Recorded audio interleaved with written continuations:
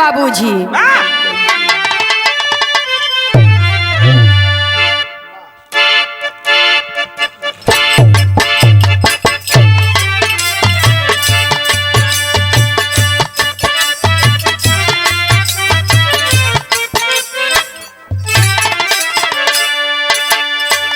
बहुत प्यार करते हैं,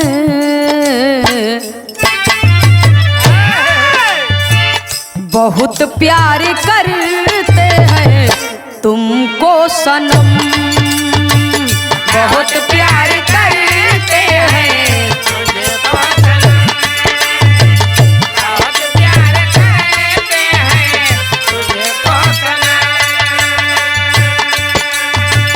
कसम चाहे ले लो, कसम चाहे ले लो, खुदा की कसम, बहुत प्यार करते हैं तुमको सनम, बहुत प्यार करते हैं तुझको सनम, बहुत प्यार करते हैं तुझको सनम। इतना गजल का अंदाज वाला, लेकिन बिरहा में कवि को संकेत करना पड़ा बाबूजी। छिपा न सकोगे तू सोना में चांदी, छिपा न सकोगे तू सोना में चांदी, छिपा न सकोगे तू सोना में चांदी। नहीं कागा बोलेगा, नहीं कागा बोलेगा कोयल की बानी, छिपा न सकोगे तुम सोना में चांदी, छिपा न सकोगे तुम सोना में चांदी, छिपा न सकोगे तुम सोना में चांदी। सुनने वाले श्रोता सज्जनों, सोना सोना है और चांदी चांदी है। ये दुनिया में बगैर नकल का काम नहीं चल पाता बाबूजी, लेकिन नकल करे में भी अकल चाहिए। अभी कहो कि कौआ कोयल का बोली बोले तो कभी बोल नहीं सकता है। कवि को संकेत करना पड़ा बाबूजी। कहानी का शुरुआती हमें से बात, कवि जी बिरहा में एक नया मोड़ दिए। कैसे मास्टर साहब?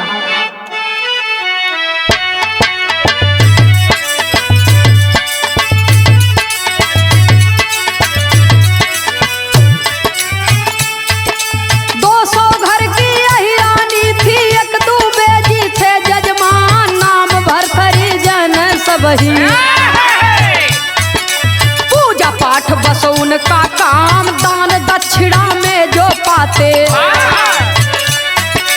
करते थे जीवन निर्वाह। एक दिन दुल्हन बोल पड़ी है, स्वामी दिल की मेरे चाह। एक दिन दुल्हन बोल पड़ी है,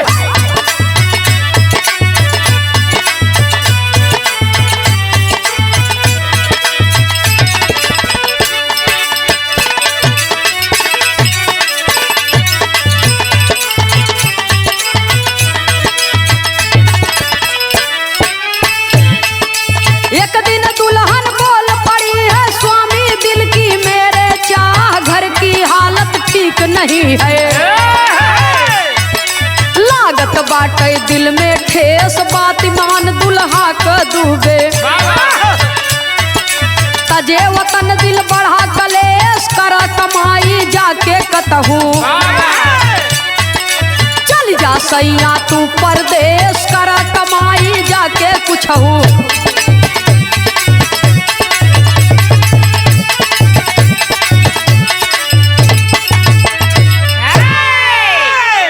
सुने वाले बाबूजी 200 घर का अहिरानी बा, 200 घर का अहिरानी बा।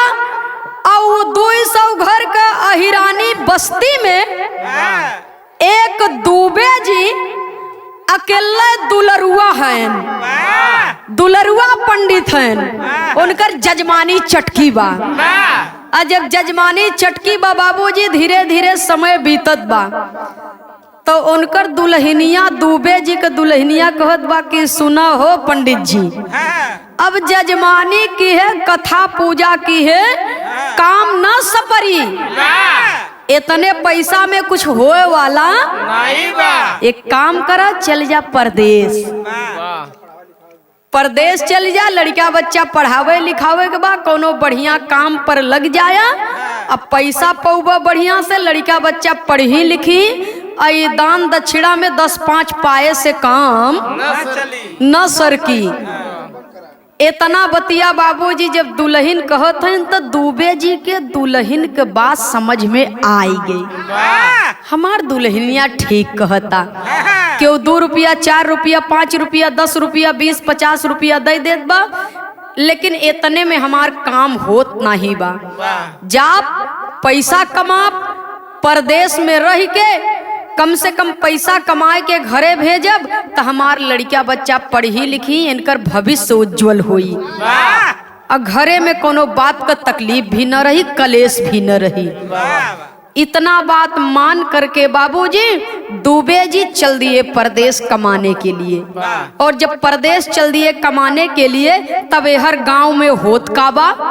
बिरहा में एक लाइन तर्ज का भाव है मास्टर साहब, कहना है,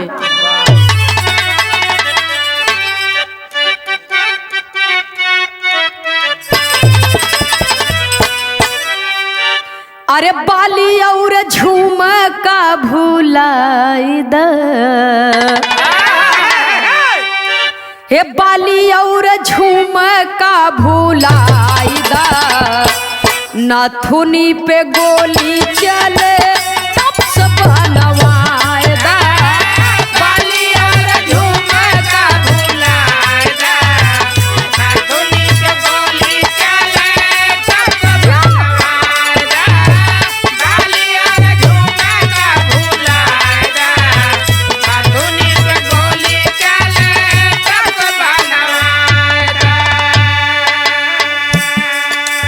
दुबे जी तो चले गए परदेश कमाने के लिए, लेकिन हर गांव में चर्चा कौने बात का बा, गौवा में चर्चा बरियार बा, त गौवा में चर्चा बरियार बा, सबही के दिलावा में दुखवा अपार बा, गौवा में चर्चा बरियार बा, सबही के दिलावा में दुखवा अपार बा, गौवा में चर्चा बरियार बा, सबही के दिलावा में दुखवा अपार बा। गांव में चर्चा कौने बात का होत बा, कई गईले काम जब दुबे जी घोटाला, बिना पूजा पाठ मातम गांव में जनाला, बिना पूजा पाठ मातम गांव में जनाला, बिना पूजा पाठ मातम गांव में जनाला। नैया फसल मजेदार बा, हे नैया फसल मजेदार बा, सबही के दिलावा में दुखवा अपार बा, नैया फसल मजेदार बा, सबही के दिलावा में, नैया फसल मजेदार बा, सबही के दिलावा में दुखवा अपार बा। दुबे जी तो गांव छोड़ के चला गए। अब हर धीरे धीरे जब 1-1.5 महीना का टाइम बीतत बा, तो गांव के लोग सब चर्चा करत हैं एक दूसरे से कि बिना पूजा पाठ मातम गांव में जनाला, कई गईले काम सब दुबे जी घोटाला। बताओ, इतना मान सम्मान हम लोग देत रहे दुबे जी के, हाँ, लेकिन पूरा का पूरा कमवे नसाए दिहन। अब बिना पूजा पाठ के गांव एकदम भूत के तरह लगत बा, भूत नहीं मसान की तरह लागत बा। गांव में तनको केहू के मन पर, केहू के मुखड़ा पर ओजरार नहीं बा। अब कोनो न कोनो व्यवस्था हम लोगन के करे के परी। तब बिरहा में एक लाइन तर्ज लगी मास्टर साहब, कहना है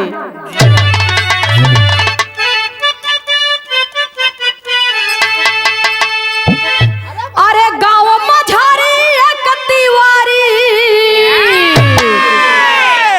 अरे गाँव मझारी एक तिवारी, अरे पाके निवास आए, अरे चुगलिया दूबे जी के सुनाए, चुगलिया दूबे जी के सुनाए, चुगलिया दूबे चुगलिया दूबे जी के सुनाए।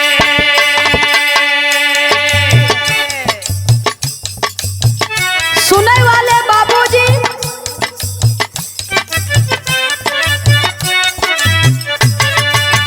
वही गांव का दामाद वाह वाह।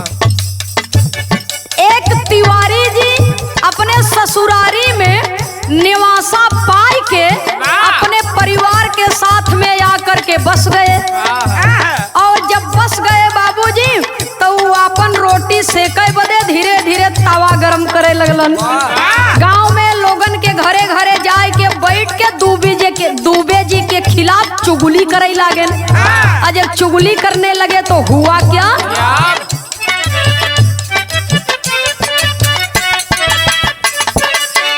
पहुँचे तिवारी प्रधान जी के द्वारे, पहुँच तिवारी प्रधान जी के द्वारे, पहुँच तिवारी प्रधान जी के द्वारे। खुश हो प्रधान उनकर पौआ पखारे, प्रधान उनकर पौआ पखारे, प्रधान उनकर पौआ पखारे। भाग्य हमारी आए दुआरी, भाग्य हमारी आए दुआरी, लोगवा सब ही धाये, चुगलिया दूबे जी के लगाए, चुगलिया दूबे जी के लगाए, चुगलिया दूबे जी के लगाए। पूरे गांव में टहरत टहरत एक दिन तिवारी जी पहुंच गए प्रधान जी के दुआरे। प्रधान जी के दुआरे पहुंच गए। अब गांव के दामाद तो है ही हैं। अब प्रधान जी सोचत हैं एक तो गांव के दामाद, दूसरे विद्वान आदमी, तो इनकर सम्मान होवे के चाहिए। आवा आवा पाहुन बैठे, बड़े प्रेम से बाबूजी दामाद राजा के बैठावत हैं और रस पानी करावत हैं। उनकर महिमानी जम के होता ससुरारी में, ससुरारी में जम के खातिरदारी होता। और पूरे गांव का दुलरुआ एक कई पंडित विद्वान आदमी। अब दूबे जी तो चले गए हैं, तिवारी जी सोचत हैं कि उनकर स्थान हम जल्दी से जल्दी प्राप्त कर ले ये गांव में। वही बाबूजी दूबे जी के खिलाफ लागन पूरा गांव वालन के भड़कावे, लागन चुगली लगावे। और जब चुगली लगावे लागन, भड़कावे लागन, तो कहत कहां बिरहा में तर्ज बदली मास्टर साहब।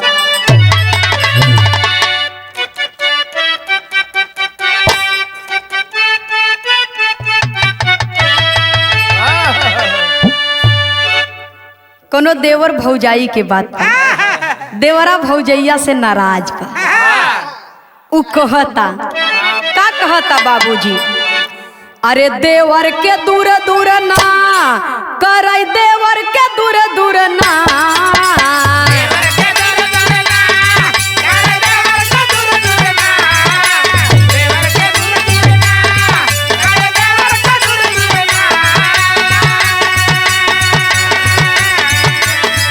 अरे देवर के दूर दूर ना करे, देवर के दूर दूर ना, भौजी भतर के खियावे कर, देवर के दूर दूर ना, भौजी भतर के खियावे कर, देवर के दूर दूर ना।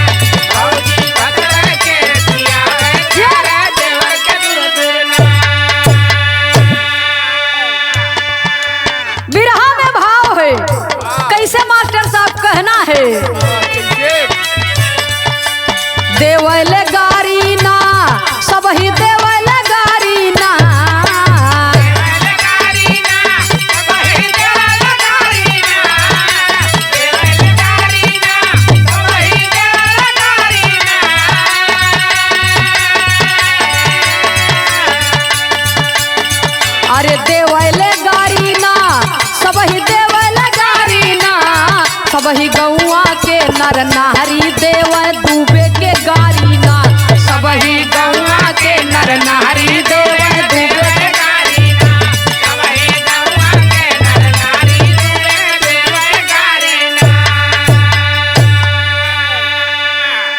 अरे गौआ में परलय होई आई है तूफान हो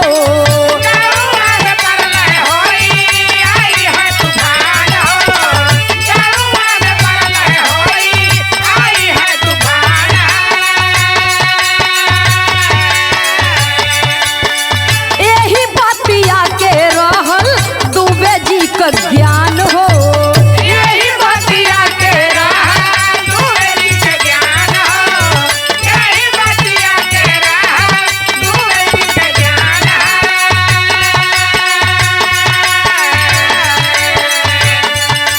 कहाँ तिखारी ना सब कोई कहाँ तिखारी ना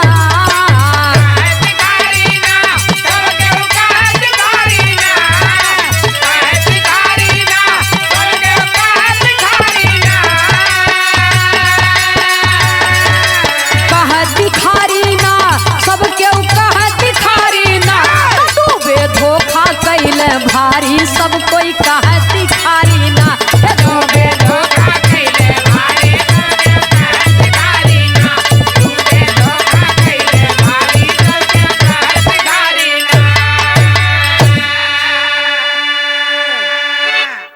पूरे गांव में तिवारी जी जाए के हल्ला कह दिहन कि दुबे जी इतना विद्वान आदमी रहेन ई गांव में बहुत भयंकर तूफान आवे वाला बा ये गांव में बहुत भयंकर तूफान आवे वाला बा और ऐसन तूफान की सब कुछ तहस नहस कर दे ई बात का ज्ञान रहा दुबे जी के जानकारी थी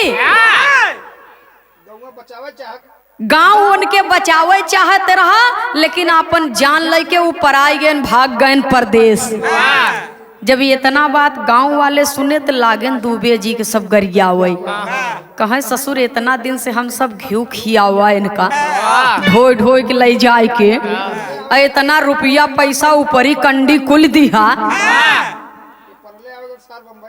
और जब परले आवे के भात ससुर बम्बई भाग गए एक काम करे इनके मेहर वो लड़का के गांव से निकाले सब जाए और जौन आए तो हम पचे देख ले जब इतना बात तिवारी जी सुनत हैं कहा जाए दो हमार सरहा जी ला गए उनका छोड़ा वो हमार सरहा जी ला गए अब पूरा गांव में तो वो शामिल है न तो अगर वो चली जाही तो उनके जाए से तोहार सबके विपत कम न होए एक काम कर जैसे हम कही वैसे कर दुबे जी चला गए तो का हम तो है न हम तोहरे गांव का बवाल छोड़ा देबै तूफान न आवे देबै तब कवि को संकेत करना पड़ा बिरहा में एक लाइन तर्ज का भाव है मास्टर साहब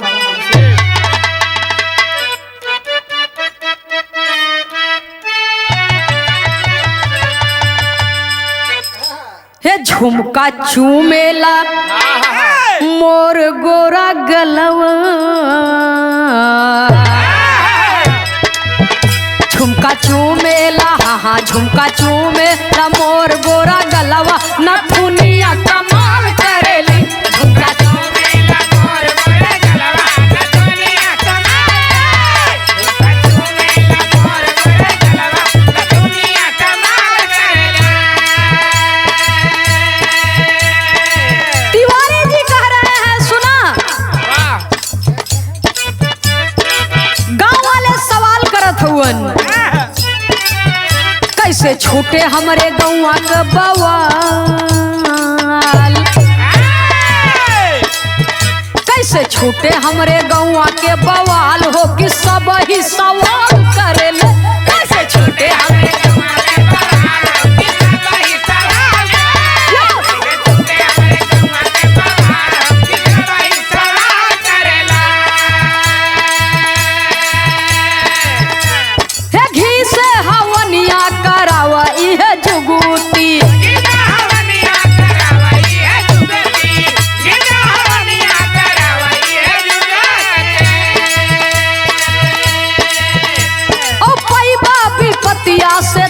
सब ही मुक्ति। मयारी पतिया से सब ही मुक्ति, मयारी पतिया से सब ही मुक्ति। और चलल तिवारी है चलल तिवारी है चाल कि सब ही सवाल करेले। चलल तिवारी है चाल कि सब ही सवाल करेले। चलल तिवारी है चाल कि सब ही सवाल करेले।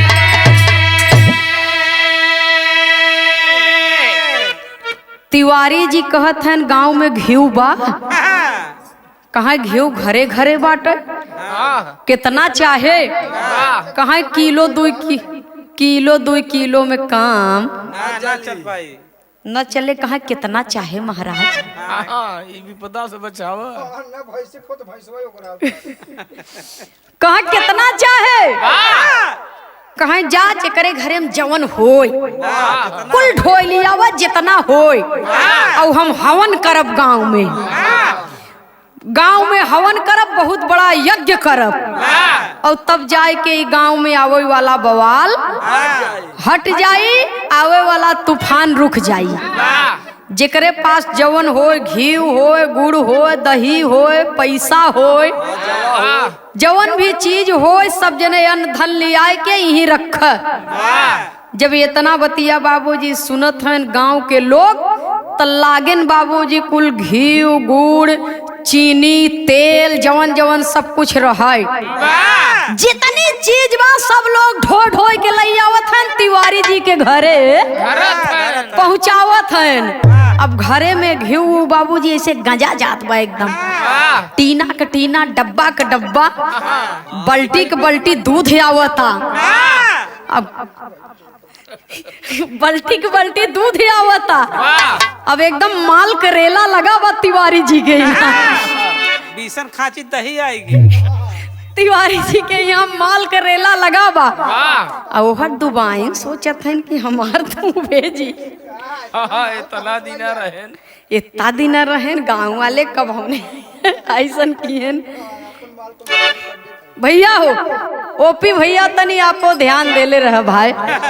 सुने वाले बाबूजी अब हर दुबाइन हैरान हैं और तिवारी के घरे एकदम माला माल होता सब कुछ। तब कवि को संकेत करना पड़ा, बिरहा में एक लाइन बड़ी कचाका धुन लगी। कैसे भैया हो?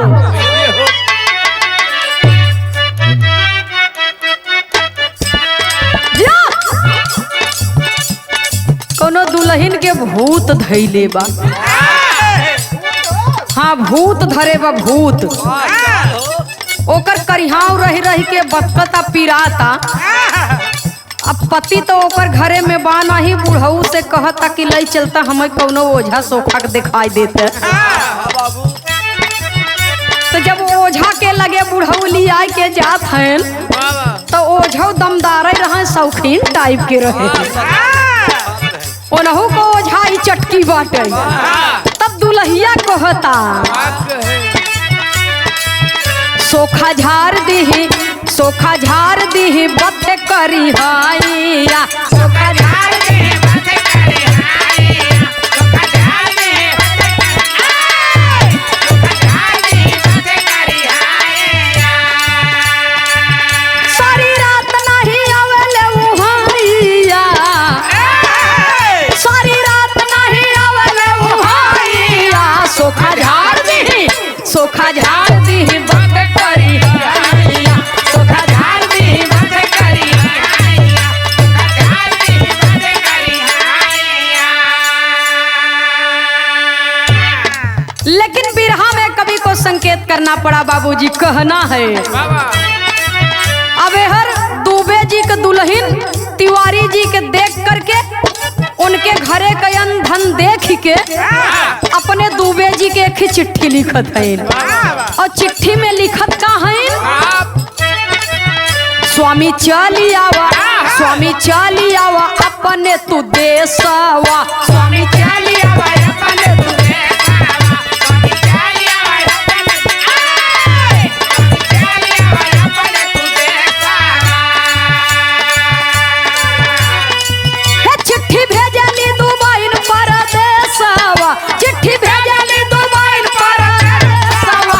स्वामी चलियावा, हे स्वामी चलियावा अपने तू देसावा, स्वामी चलियावा अपने तू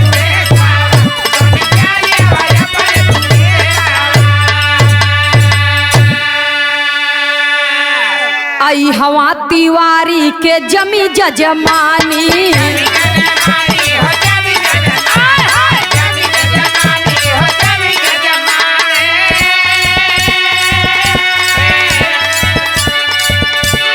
आवा वतनवा धरा राजधानी,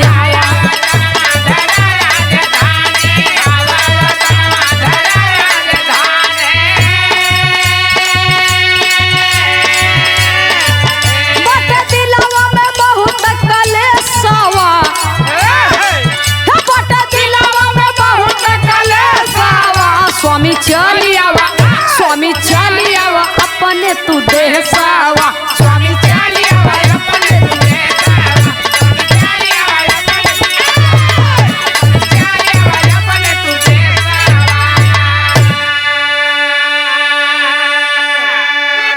कहत हन एहवर तिवारी के जमी जजमानी, अवावा वतनवा धरा राजधानी, एहर ओहर ट्रेन जिन पकड़े, हाँ सुपर फास्ट वीआईपी ट्रेन पकड़े और जल्दी से जल्दी घरे चली आवा,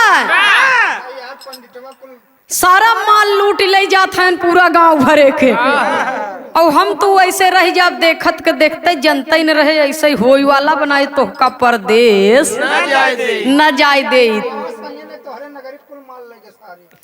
अब चिट्ठी जब पायन दुबे जी तो अब लागेन मन में मसोसई सोचई लागेन कि हम नहको चलाया हुआ, हमें नाई आवे चाहत रहा, आय के सार हमारे यहाँ गांव को मुखिया बाबा जमाए हैं, चिंता जिन करो बेटा हमहू आवत है, जैसे लोहा लोहा के काटत हो वैसे तू तिवारी है, हम दुबे देखत तो है कैसे काटी थे।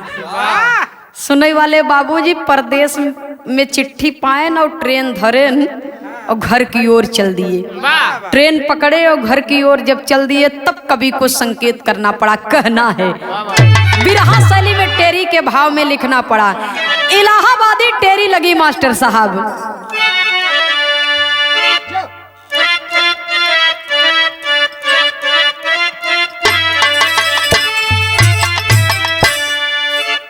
अरे मारल मारल झमेला में माराइल मतिया, मारल मारल झमेला में माराइल मतिया, मारल मारल झमेला में माराइल मतिया, तिवारी फंसे जाल में ना हो, तिवारी फंसे जाल में ना हो, तिवारी फंसे जाल में, तिवारी फंसे जाल में डूबे कैले खेला, झमेला में माराइल मतिया,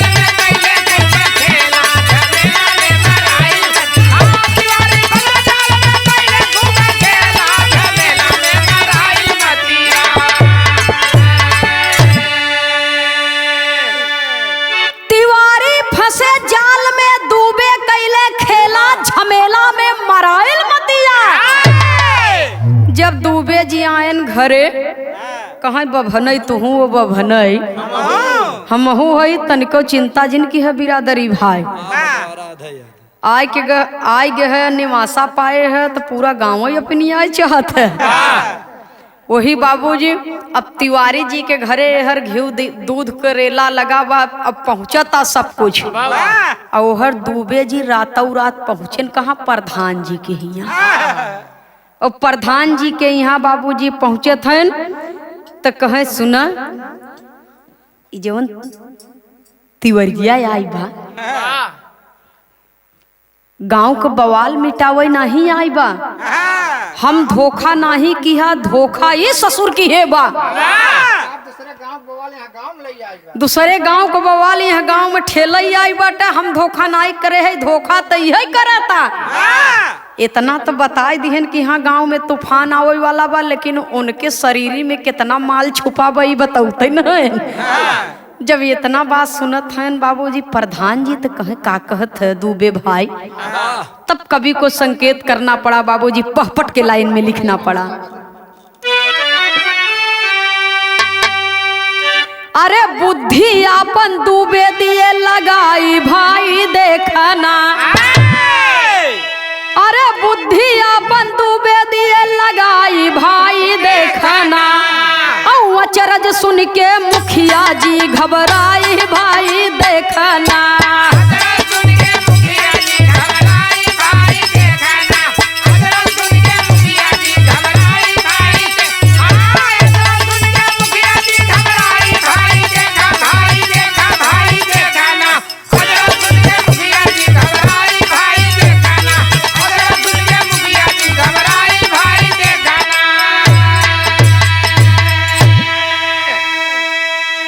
अरे तिवारी जी के रोम रोम में करई लक्ष्मी बास हो, और एक रोवा के ऊपर बाटई 1000 के आस हो।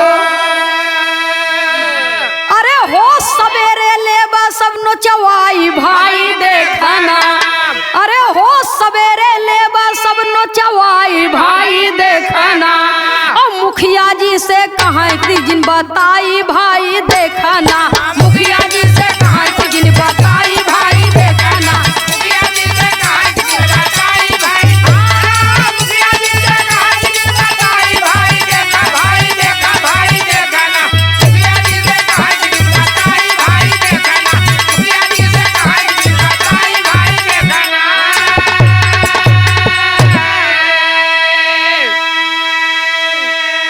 प्रधान जी के दुआरे जाए के सारी बात बताए दी है। अब वहां से उठन तो जात हैं मुखिया जी के यहाँ। अब जब जात हैं मुखिया जी के यहाँ बाबूजी कहे कस इतनी रात की दूबे जी आप कहे हमरे गांव के लोग परेशान हैं और नाजायज तरीके से गांव के धन कतौ अंत जाए, केहू के लगे जाए, तो हम यही गांव में पैदा भ है, यही गांव के माटी में पला बढ़ा है, ई हमसे बर्दाश्त न होए। कहे मतलब ई बा हम तो गए रहे परदेश अपने लड़किया बच्चा बदे कमाई बदे, लेकिन तिवारी जी बहुत बड़ा दगा कमान है तोहरे सबके संगे। जितना जने लगे हो पहुँचाए है, घी दिए है, दही दिए है, दूध दिए है, पैसा दिए है या गहना दिए है, जितना जने लगे है पहुँचाए है। और सब क्यों हमार बात मानी ले कि जवन तिवारी जी हैं उनके रोम रोम में लक्ष्मी वास करत ही। कहे मतलब कहे उनके शरीर के जितना रोवा बा, एक एक रोवा में समझ ल कि लक्ष्मी वास करत ही, और एक रोवा 1000 के बराबर बा। जे पाई जाए ओके समझ ल कि माला माल हो जाए। जब इतना बात सुनत हैं मुखिया जी तो कहा धीरे बोला आराम आराम से बोला। पूरा गांव का करे जाने, पहले हम है जाबे नहीं पूरा गांव ले ले, हम कुछ पौबे नहीं करबे, हम ही चलब पहले। तिवारी जी के विषय में जब सुनत हैं मुखिया दादा और दूबे जी बताए के चला गए अपने घरे, और दूबे जी से जात दूबे जी से कहत हैं मुखिया जी की दूबे जी हमसे कहत कह लेकिन और केहू से मत कह, पहले हम जाबे तब और दूसर क्यों जाए। जब इतना बात कह के दूबे जी के विदा कह दी चाह पानी उनी कराए के, कहा एक आध टीना घी चाहे बतावा तो हो दे लिहे जा, बहुत राज के बात बताए हैं। कहा हमार गांव माला माल हो जाए पहले, और जितना धन गबा वो सब वापस चली आवे, तो है तो हम ही न अब कतौ न जावे परदेश उरदेश। आप लोग मान सम्मान से जवन देबत तवन हम स्वीकार कर लेबै, और तूफान उफान न आए गांव में करे चक्कर में जिन पर ये सब लोकल बात है। तिवारी कमाए के जुआर लगाए हैं, इतना कह के बाबूजी दुबे जी चला गए। मुखियाइन कहत हैं, मुखिया से कहो दुबे आई रहन का कहन है, कहीं बताए तो देव, लेकिन तू जाबो केहू और को बताए देबू तब तुहार मन तोहरे बस में नहीं रहते, कौनो बात तोहरे पेटे में नहीं पचत। मुखियाइन कहे तुहार मच सैया हम केहू बताऊबे न करबे, झूठौ किरियो खात हई, तुहार माँ छुअत हई हम केहू को बताऊबे न करबे। कहे उ जौन तिवरिया बा ओकरे रोम रोम में लक्ष्मी वास करत थी। कहा सैया हुआ वो सरवा में से हरावा कोठरिया में, तब बतावा धीरे धीरे बोला नहीं क्यों सुन ले। और जब कोठरी में जाते हैं कहा अब बतावा, कहा वो करे अगर एक रोवा 2 रोवा चट्ठे पाई जाबू तो समझ लो कि जनाब 4000 5000 के मलकिन हो जाबू। एक रोवा ओकर 1000 बराबर बा। 4 पाई गयो 4000 पाई गयो। जब इतना बात सुनत हैं बाबूजी मुखियाइन, तो अब कहाँ उनके पेटे में पचता बात, पेटे में बात ही नहीं पचत है बाबूजी। और घरे में से सवेर भर अब भोरहिया में जब जात हैं सिवान में, तो कुल मेहरारू गांव के जात हैं सब, और गांव के सब मेहरारू जात हैं तो कहे हे बहन हे नई बात है, एक ही नई बात सुना है, लेकिन बताओ मत क्यों, केहू से बताऊ जिन 2 जनी हो तू ही सब जानू और क्यों न जाने पावे। कहे तिवारी के यहाँ तोहरे घरे से कितना घिउ बा, कहा कितना गबा, वह एक मेटा धरे रहे, गांव को बवाल टली जाए वही के मारा लगे, समय मेटा वही पहुंचा दिया। कहीं लगे समय मेटा वही पहुंचा दिया। जौन बुढ़िया माई रहे नानू मास्टर वो कहत हईन कि हम हो ले गए मजे के दैया हुआ दुल्हनिया हम बताई दे रच्चे, तोरे बाबू खाए भी नहीं दे, तनी हम बताई दे। अब बताई दीन बाबूजी। अब जब 2 मेहरारू जाने पाए तो 2 से 4, 4 से 6, 6 से 10 पूरा गाँव जानिए। कुल मेहरारू जाने पाए जाके अपने अपने आदमी से बताई दीन, अपने अपने आदमी से बताई दीन, पूरा गांव शोर हो गए कि तिवारी जी के एक रोवा में 1000 बा।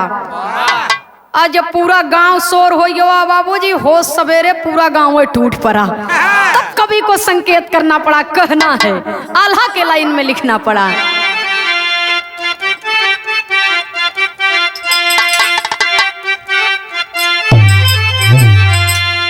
अरे होत ही सबेर चलले गाँवा के लोग आए भैया, होत ही सबेर चलले गाँवा के लोग आए भैया, होत ही सबेर चलले गाँवा के लोग आए भैया।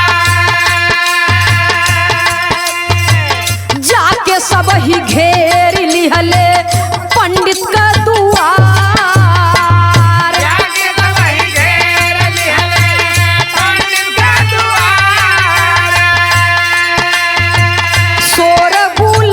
के जब तिवारी बाहर अइले बाबू, तोरा बोल सुन के तब तिवारी बाहर अइले बाबू, तोरा बोल सुन के तब तिवारी बाहर अइले बाबू।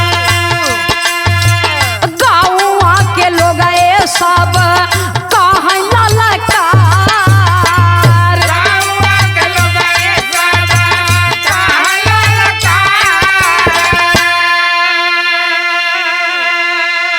पूरा का पूरा गांव जाए के तिवारी जी के मुहारा रेछ लिए से। और जब घेर लिए बाबूजी तो शोरगुल सुन के तिवारी जी घरे के बाहर आवत हैं।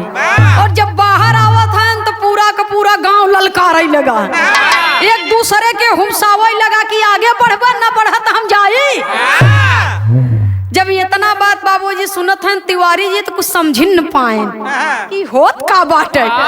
तब तक बाबूजी हुआ क्या, अरे भेदवा छिपौला नाही अब तक बतौला पंडित, भेदवा छिपौला नाही अब तक बताला पंडित, भेदवा छुपौला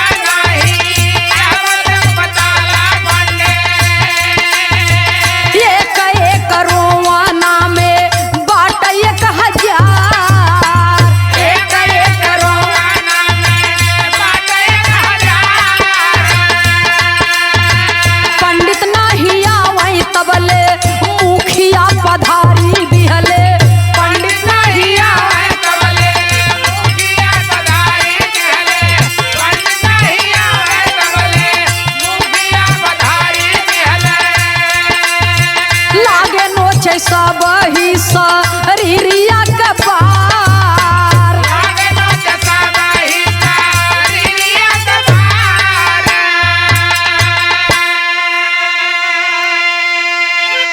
पूरा गांव वाले कहत हन तू बहुत धोखेबाज है तिवारी जी और सबसे ज्यादा हम ही ले जाबे एक जने के ऊपर एक जने तो पे मोह भवा है और तब तक बाबूजी पंडित जी कुछ समझ पावे ऐसे पहले मुखिया जी पधार दिए अपने दुल्हन के संगे और उनकर दुल्हन लम्मा खड़ी हो कि ऐसे देखत है जा जा जा जा जा जाता कहे नहीं पछरा है कैसन सब ले ले ही तब का लेब मुखिया हर से ललकारत है मुखिया जी पहुंचा था करकस ससुर नहीं तो पूरा गांव के बेवकूफ बनवत है सबसे बड़ा धन तो तोहरे शरीर में छिपा बाटे चल सारे पहले कपड़ा उतार। सबसे बड़ा धन तोहरे शरीर में छिपा बाटे पूरा गांव आज तोहरे प्रयास लगाए के आई बा तिवारी जी निराश मत के है। निराश मत की है के होगी जब इतना बात बाबूजी सुनत हैं तिवारी जी कहाँ बात का है हम समझ न पावत है और तब तक बाबूजी दो जने परपराए के चढ़ गए नाराय के तिवारी के ऊपर उठाई के दाई मारे पंडित के। नाराय के चढ़ बैठे ना तिवारी जी गिर गए घच से भूमि पाजामा फाड़ के धाई देन। और जब भूमि गिर गए और तब से बाबूजी पूरा का पूरा गांव धधा के पहुंचा अब पहुंचा जे जहाँ पावा था गोड़े के मुड़े के हाथे के पेटे के जांघी के बरौनी के पीछे के जे जहाँ पावा था बाबूजी ऐसे चर चर चर चर लागे न ऊपर बार सब पंडित बोलत है पर पर पर लागे सब नोचे पंडित जी कहा था नरे गांव वाले रह दा हम जिन मुआवा मर जाबे हो अरे पंडिताइन तनी आए के बचावा पंडिताइन जब देखिन पंडित जी के तो केवाड़ा बंद कैलिन भीतर हम नहीं आऊ बाप तो हमारा ऊपर ही ओ केवाड़ा बंद कैलिन भीतर से जाओ हुई ऊपर आवा और ऊपर हमसे मतलब नहीं बा तब तक खूब घिउ लई आया गांव वालन से मंगाए रह दे इन्हन के ऊपर दे मिल के ऊपर ले ही संझा हम हरदी छोपी देवे जब इतना बात बाबूजी सुनत है तिवारी अब उनकर तू छटपटाता प्राण सकेते में बा प्राण सकेते में बा गांव के मुखिया प्रधान उप प्रधान जितना सब रहन बाबूजी पूरा गांव लपटियाई गवा थाना पुलिस के लोग सुने सब आवे लागे धीरे धीरे लागे भीड़ लगाई जब भीड़ जुटाई लगी दरवाजे पर बाबूजी तिवारी जी के एकदम से शरीर के रोवा नोच नोच के लहू लुहान कह दिहन जब लहू लुहान कह दिहन क्यों 10 ठिपायस क्यों 20 ठिपायस क्यों 21 ठिपायस जे जाऊ नहीं पाएस दरोगा जी कहन कसबे सारे हम हऊ पारब बिना बिलेटेक साफ है कि उनका बाहर है जे जहाँ से पायस तहाँ से नोचेस और जब नोचेस बाबूजी जैसे मुर्गा के काटे लागे या ओकर डंखा पंखा नोचे लागे ऐसे तिवारी जी के जीते हलालत है पंडित जी के पूरा नीचे ऊपर के अफरो बन गए जब जीते हलालत है कहीं अरे मोर भैया दोहाई हो गाँव वाले दोहाई हो गाँव वाल का ससुर बड़ा घिउ खाए है अब एक दैया हवन में एक पौआ घिउ नहीं छोड़े कुल अपने घरे में गजवाए है सारा खाना हम तोहार घिउ जवन खाए है निकाल लेबै भला हो दुबे जी के जवन आए के बताए दिहन भला हो दुबे जी के जवन आए के बताए दिहन अपने गांव को मनई अपन ही होत है ए आई हैं दूसरे गांव से नेवासा पाए हैं तो पूरा गांव के जटई चला है सुनई वाले बाबूजी तिवारी जी सुनत हैं दुबे जी के नाम तो कहे जा ससुर मारा हमारे एकदम से शरीर कुल खराब कर दी है अरे मोर माई रे तन के नैनो लियाउते पोती मारे पूरा शरीर हमार खराब कर दी है जा भगवान तो है कभो माफ न करही कैसो बच जाई हम अगर तो भगवान तो बाद में तो है धर ही पहले हम धरब तोके। वही बाबूजी और इतना कस कस के पूरा गांव पकड़ के रोवा नोचे से इतना दुर्दशा उनकर कह दी है कि तिवारी जी अब मर कि तब मर। उनकर प्राण जब सकेते में आई गए तो गांव के प्रधान रहन कहन हे यारो जे जवन कुछ पाए हो लेके चले लेके चले अब जाए दे। अब देखत है कुछ बचा न बा उनके। रहा 2-4 दिन में फिर कल पे हाँ, उनके शरीर में चूटी लग गए हैं सब। लेके चले जब गांव वाले सब लेके चला गए उनकर शरीर के रोवा नोच नोच के तो वही गांव में एक ही पहलवान रहे जबर सिंह। जबर सिंह पहलवान जब अखाड़े पर से रियाज मार के आए उनके रहन कहते हैं रोज झूठे जौन बाटे दूध पी के जौन भाई दे भाजत है झूठे रियाज मारत है न कोनो काम के न क्रिया के। कहा का भवा आज कैसन सवेरे सवेरे बहुत गरम बोलत हो। तोरे पहलवानी में आग ही लागे। कहीं सवेरे सवेरे कैसे गरम बोलत हो रचे कायदे से बोला। पहलवान के दुल्हन का है तो से नगद तो गांव का एक ही मजूरी करे वाला मनई बा 4-6 हजार का मालिक हो जाए आजू। बतावा कम से कम गवाह होता लई आई होता 2-4 तब जब इतना बात सुने पहलवान जबर सिंह तो कहा बात का है का बात यह है। सारी बात दुल्हन बतावा था बाबूजी कैसे कभी को संकेत करना पड़ा।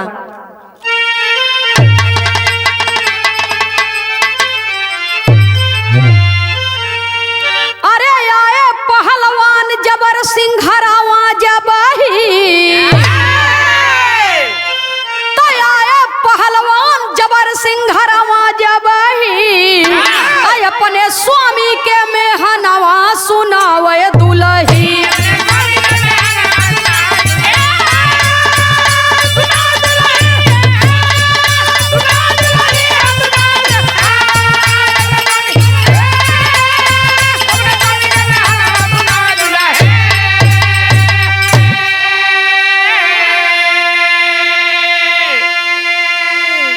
अरे रोना तिवारी जी के बनल बा खजाना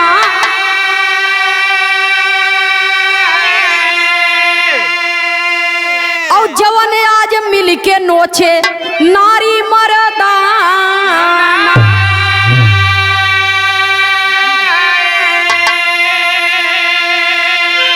अरे भइल माला माल पूरा गांव सबही। अरे भइल माला माल आज गांव सबही अपने स्वामी के मेहनवा सुनावे दुल्हा।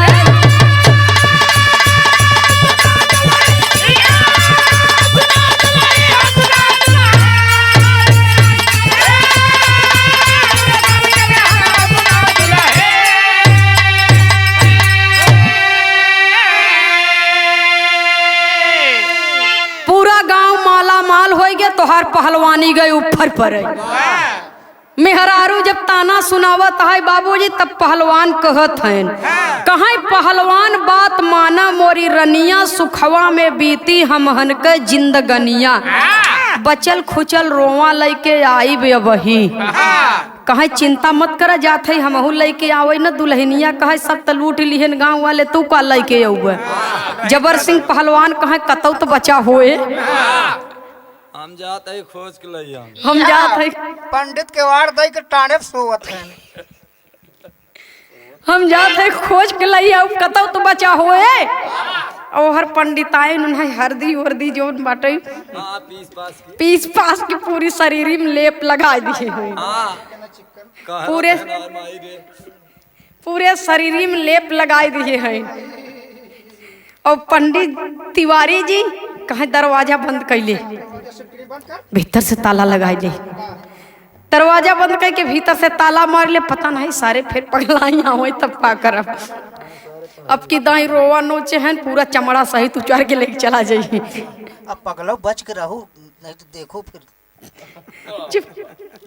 इतना बात सुनत है बाबूजी पंडिताइन कहा तू तनिको चिंता जिन कर, हल ले है हल्दी दूध चुरई है पी ले एक आध 2 गिलास और दर्द कम हो जाए। वही हरदिया तोहरे लगाए देत है, हल्दी के लेप लगाए दीन बढ़िया है। वो हल्दी दूध चुरई के दे दीन और चरभेली देसी गुड़ दे दीन। कहें हल है हल्दी दूध पी के गुड़ खाए ले संगे और चदरा ओढ़ के चुम मार के सोवा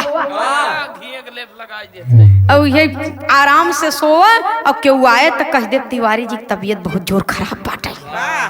जब इतना बात बाबूजी सुने तिवारी जी तो आराम से चद्दर उद्दर ओढ़ के सूता है। हर जबर सिंह पहलवान वो पहुंचता ऐठत बरत की वो पहुंचा तब बाबूजी एकदम चौड़ी छाती और मोट गर्दन और मोट टांग ऐसे तलवार मोछा अब बढ़िया बॉडी बनाए बहा।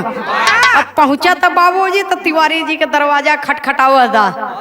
अजय तिवारी जी के दरवाजा खटखटावा था है पंडित जी निकल सारे जल्दी। दरवाजा खोला, पंडिताइन कहाँ के है भैया? कहाँ जबर सिंह पहलवान है। बतावा पूरा गांव के तू दई दी है माला माल कह दी है, पहलवानवा से कौन दुश्मनी बा तोहार? तिवारी जी एक को दूठी दई देबा तब हमार काम चल जाए। जब इतना बात सुनत हन तिवारी जी तो लागन थर थर थर थर कांपई। कौनो हलुकार मनई हो त कहाऊ के ई सरवा पहलवान है, आई त हमार जियरे ले ले कैसे निपटी हम न पाए तो हमार गर्दनई मड़ोरी दे, ऊंचे खाले हमारे चोट लग जाए तो हम का कर भाई? पंडिताइन डर के मारा खटिया के नीचे। पंडिताइन डर के मारा ओहर छिप गईन। हर दरवाजा जब नाई खोला था बाबूजी मारे चौचक लात, जब 4-5 लात मारे पहलवनवा दरवाजा भहराई गया टूट गया। पहुंचा बाबूजी खटिया पकड़ के उलट गया सुठाई के। पहलवान मनाई तो गुस्सा आई गया, कहा कब से विनती करत है सुनते ही न है तू पछी सबके दे दी है हमें नहीं देता है। तिवारी हम जोड़ के कहा था मोर भाई देखो पहलवान पहलवान अब नहीं बचा वो भाई, नहीं बचा पाए। पहलवान कहा था कतौ तो होए। और बाबूजी धीरे धीरे धीरे धीरे सब कुछ तो उतरिन चुका रहा उनकर, वह निंगोटे भर रह गया रहा। या खोल के लागे अल्ट्रासाउंड कराई और निंगोटा बाबूजी सरकाय के और दोनों जांघी पर एक खिलात लगाए के ऐसे हाथ से पकड़ के बाबूजी और खींचत है। पहलवानवा मारे सुनकर भग भग गड्ढा खराब हुई। रोआ पकड़ के बाबूजी ऐसे खींचत है ना, पंडित जी के जांग ही ऐसे दबाए हैं घोड़े से। और जब दबाए हैं बाबूजी अब पंडित जी के रोआ नाई ऊपर तो है न सुनकर खसकी जाता।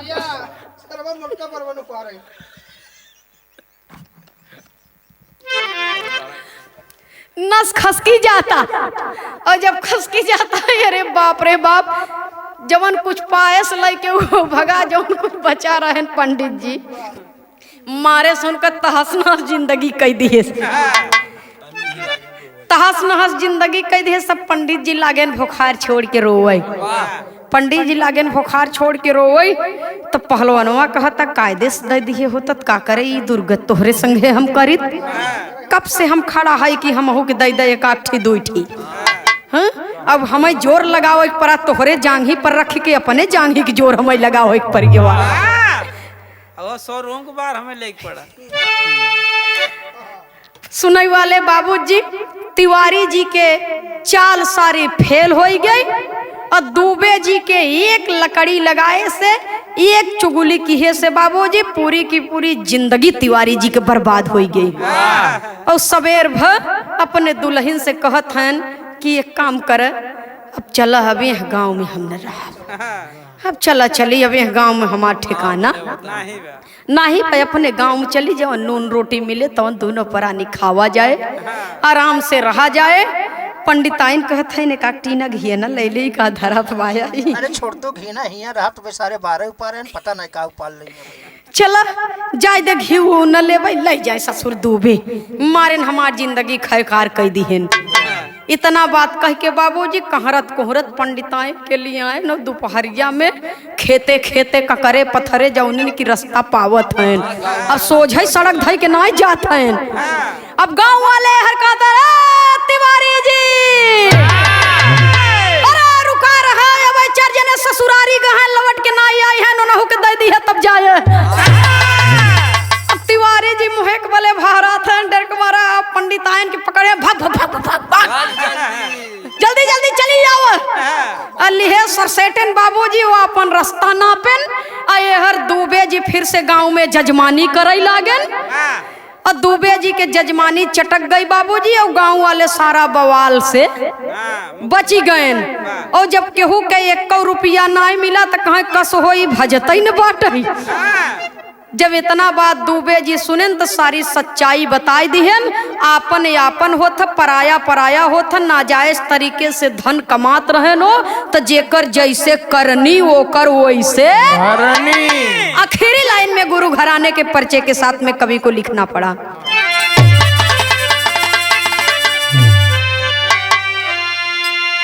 स्वामी सीता राम हित कवि लहुरी स्वर्ग सिधारे। मंगल यादव जौनपुरी कवि सुंदर गीत सवारे।